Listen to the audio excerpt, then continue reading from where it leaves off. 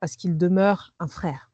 Il demeure un frère. Et ça, c'est très, très, très important. Vous savez, trop souvent, lorsque on découvre que X ou Y a tel ou tel défaut, souvent des personnes publiques d'ailleurs, on veut les jeter en pâture, considérer qu'ils ne valent plus rien, que Dieu ne les a pas appelés. Non, non, non. Vous savez, nous sommes tous des hommes avec un grand H, donc hommes et femmes, avec nos qualités, nos points forts, nos dons que Dieu nous a donnés, mais aussi nos défauts, nos faiblesses. Et ce n'est pas parce que là, il y a clairement une faiblesse au niveau du caractère de Pierre qu'il faut le rejeter. Bien au contraire, il faut prier pour lui.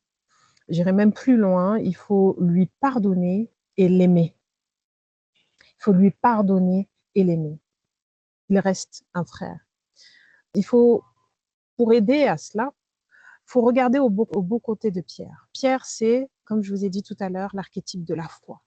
C'est celui qui est prêt à tuer pour Christ. Vous allez me dire, oui, mais il a renié Christ.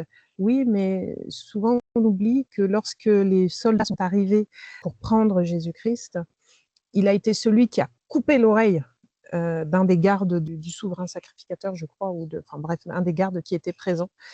Après, Jésus-Christ lui a dit, non, non, non, Pierre, celui qui tue par l'épée meurt par l'épée, ce n'est pas mon moment, voilà, il lui a fait comprendre que ce n'était pas le moment. Mais quand même, il a eu cet élan, alors que tous les autres, ils ont fui. Hein. Il y en a même un qui a fui tout nu, nous dit un des évangiles.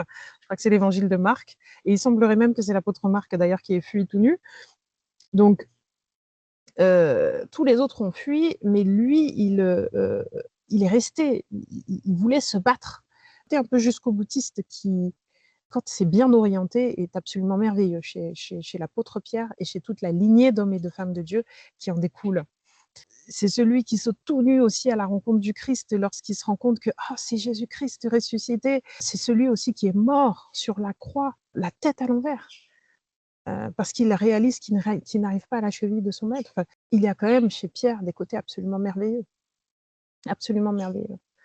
Donc, toujours regarder ses bons côtés, prier pour lui, lui pardonner et garder ses yeux fixés sur Christ et combattre le bon combat.